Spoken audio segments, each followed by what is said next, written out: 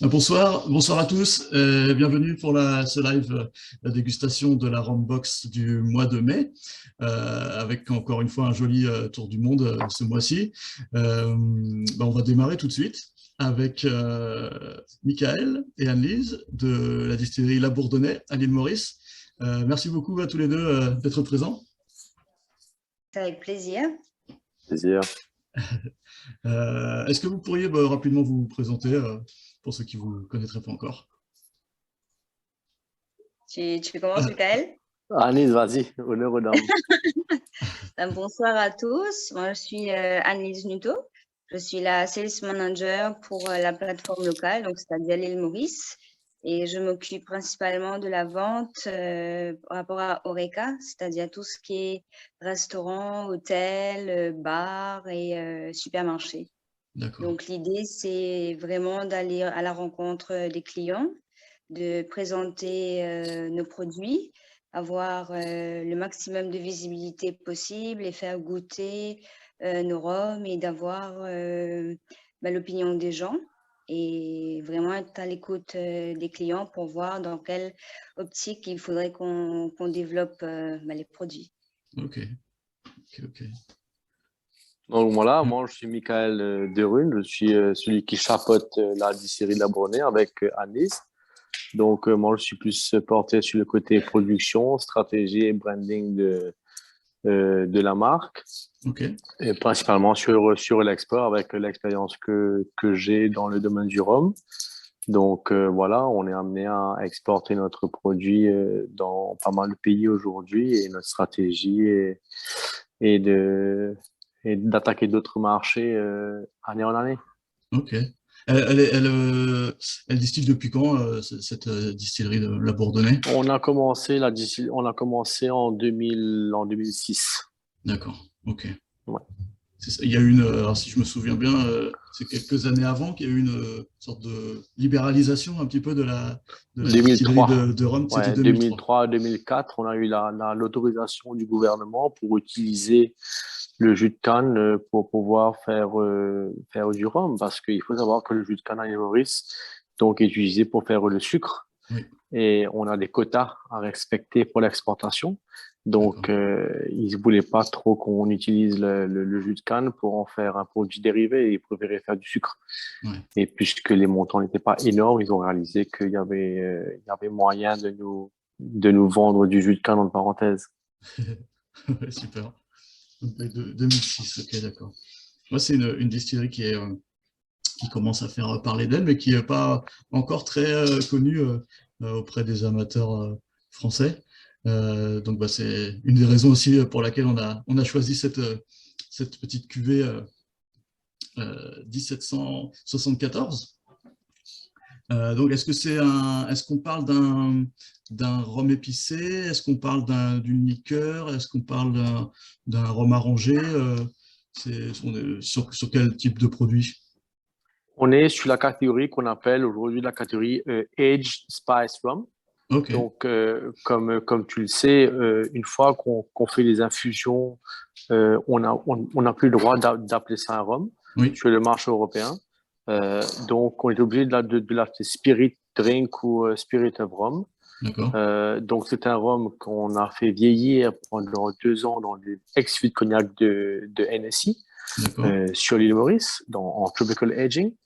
Et ensuite, on a utilisé les agrumes des vergers, donc tout ce qui est mandarine, et pamplemousse et citron, en infusion comme une infusion de thé. Donc, ce sont des paniers qui sont mis dans les cuves pendant 2 mois avec ce vieux rhum de cognac pendant 2 ans et qui donne ce finish assez intéressant de vieux rhum, mais avec une odeur d'agrumes et une petite longueur en bouche intéressante. Mais c'est un Aged Spice Rum aujourd'hui dans la catégorie européenne, si je peux me permettre de le dire.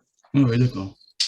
Donc, en effet, moi, je trouve qu'il y a un bon équilibre entre un boisé assez gourmand et puis qui devient du coup encore plus le cognac gourmand donne ce côté très beurré. Ouais, c'est ça. C'est très pâtisserie, très beurré. Exactement. Et après, on a cette touche d'agrumes avec cette acidité, parce qu'on n'utilise que les peaux et les zestes des agrumes. Il faut savoir que les vergers de la Bourdonnais, le domaine de la Bourdonnais est une vieille compagnie familiale qui a 150 ans.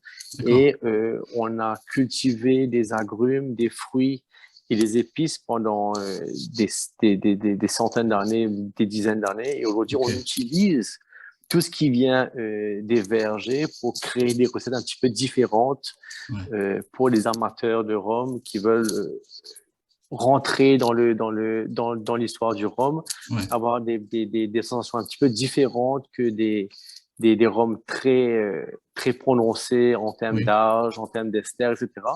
On est cette catégorie un peu plus souple, on va dire, un peu plus abordable. mais 100% naturel, sans arômes rajoutés, etc. Donc, c'est des pures infusions d'agrumes du verger. C'est ça qui est intéressant. Et donc, donc au final, tout est 100% local. Est-ce que vous avez vous-même un petit peu de canne, ou est-ce que vous achetez à des non, nous, on est cultivateur de canne à la base, et on a des vergers. Et donc, notre canne est broyée et tout est fait au domaine de la Bourdonnais.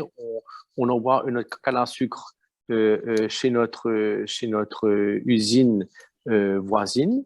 On va récupérer notre jus, on l'emmène au domaine qui est à 3 km. Et là, on fait notre propre fermentation, distillation, vieillissement, embouteillage, etc. Donc, tout est fait vraiment. C'est notre propre canne qui est envoyée à l'usine de Terra, qui est une des plus grosses usines de l'île Maurice, qui est à 3 km de chez nous, et on récupère notre jus là-bas. D'accord, c'est eux qui pressent. Ouais, c'est eux qui pressent. On n'a pas notre propre presse encore. Ouais, d'accord. C'est vrai qu'avec une saison finalement qui dure 3-4 mois, est-ce que c'est la peine forcément d'avoir une presse? C'est pas voilà, toujours, nous on distille entre 6 semaines grand maximum par an. On produit à peu près 200 000 litres d'alcool pur, ce qui nous permet pour nos besoins et pour nos vieillissements aujourd'hui de subvenir aux besoins.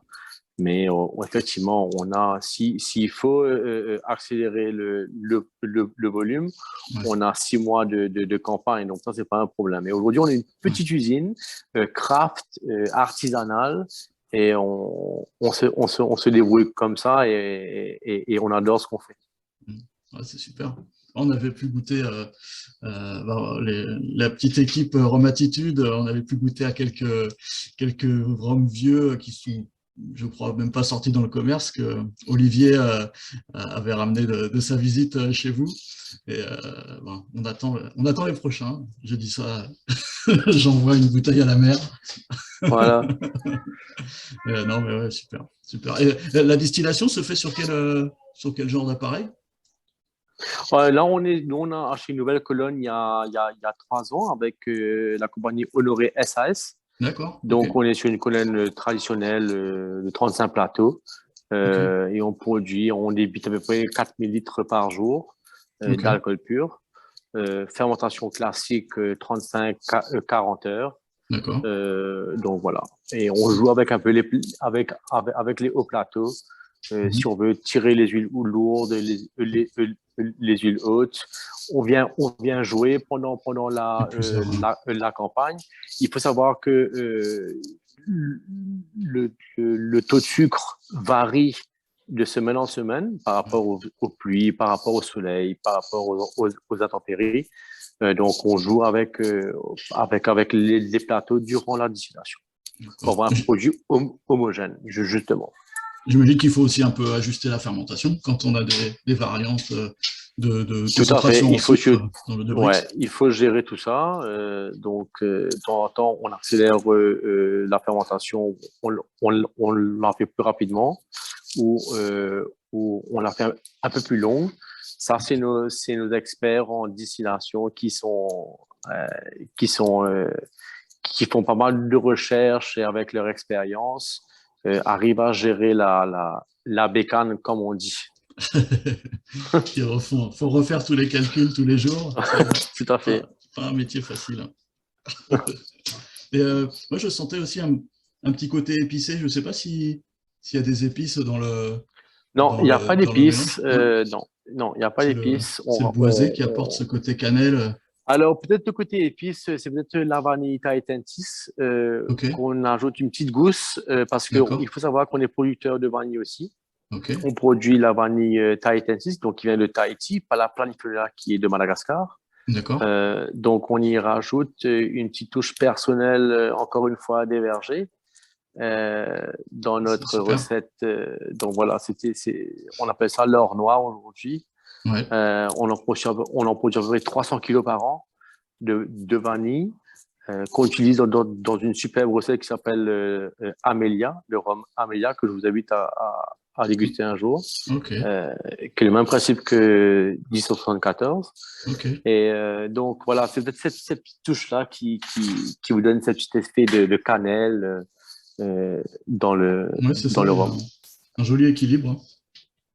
Et je tiens à préciser du coup, pour notre public aussi que c'est pas trop sucré, c'est équilibré du point de vue de la texture en bouche. Il y a quand même une jolie longueur. On n'a pas la bouche empâtée. C'est plutôt ça se boit ça se boit bien, même un petit peu trop. C'est un peu dangereux. Comme toute bonne chose. Mm, mm, c'est excellent. Et donc la gamme aujourd'hui, la Bourdonnais, comment ça se compose pour aider les gens un petit peu à s'y retrouver dans ce que vous faites? Aujourd'hui, on a quatre gammes. On a la gamme classique, donc tout ce qui est vieux rhum blanc, Spice Gold, Classic Gold, qui sont pour les pourrings, long drink, pour les cocktails, etc. On a la gamme rhum liqueur, où encore une fois, on utilise les agrumes et les épices du verger pour faire une recette. Donc, c'est des rhums très, très sucrés où on y rajoute notre propre sirop de canne parce qu'on a une petite usine où on fait notre propre sirop de canne. Donc, on presse notre propre canne, on la fait bouillir pendant 4 heures. Enfin, c'est tout un process. Donc, Super. on a notre propre sirop de canne. Donc, c'est un rhum liqueur. C'est des rhums qui sont infusés encore une fois avec des épices, donc très, très sucrés, qui sont à 37 degrés. Après, on a notre gamme Prestige qui se compose de Amelia, justement, un rhum de 2 ans d'âge ex-Ruby Port, fût de rubis, avec 2 mois de macération de notre vanille. On a 1074, qui est 2 ans ex-cognac avec infusion d'agrumes. Et on a un nouveau rhum qui s'appelle Lady Blue, qu'on a lancé il y a quelques semaines, qui était 1 an ex-fût de Bourbon avec des extraits boisés et du whisky et de la vanille. Et après, on a lancé notre XO cette année-ci, qu'on n'avait pas lancé depuis pas mal de temps. Et on a notre gamme de single cask qui s'appelle le Gentleman, qui sont des petites éditions limitées qu'on lance 3 fois par an. Donc, ça peut être des 5 ans, des 9 ans, des 12 ans, des 8 ans. Tout dépend de ce qu'on retrouve dans les chais d'intéressants à embouteiller pour les amateurs de la Bourdonnais. Donc, qui était éparpillé avec tous nos importateurs en Europe, qui réservent les bouteilles et qui les revendent à des cavistes, etc. D'accord, ok. Oui, donc il y a de quoi faire. Une grosse gamme. Pour toutes les. Exactement. On fait un peu pour tout le monde. Pour les connaisseurs, pour les amateurs, on joue un peu sur tous les plans. Super. Bon, il va falloir que je révise un petit peu parce que je m'aperçois que je connais pas suffisamment la gamme, donc il va falloir travailler un petit peu. Mais en tout cas, un grand merci à vous deux. Merci d'avoir été avec nous. Grand plaisir. Et puis, j'espère vous retrouver bientôt par le biais de Rome Attitude ou sur un salon quelque part dans le monde. Avec grand plaisir. On sera sur le Rumfest Bordeaux. Si je ne suis pas, Annelise sera sur le Rumfest Bordeaux. On sera sur le Spa Belgique. On sera sur Rumfest Allemagne. On sera sur le BCB et sur le Rumfest UK. Donc, ça vous donne de la marge pour venir nous voir. On ne pourra pas vous rater. Ça marche? Super. Merci beaucoup à tous les deux. Allez, ciao, ciao. Et une très bonne soirée. Bonne soirée. Avec plaisir. Bye. Au revoir. Au revoir.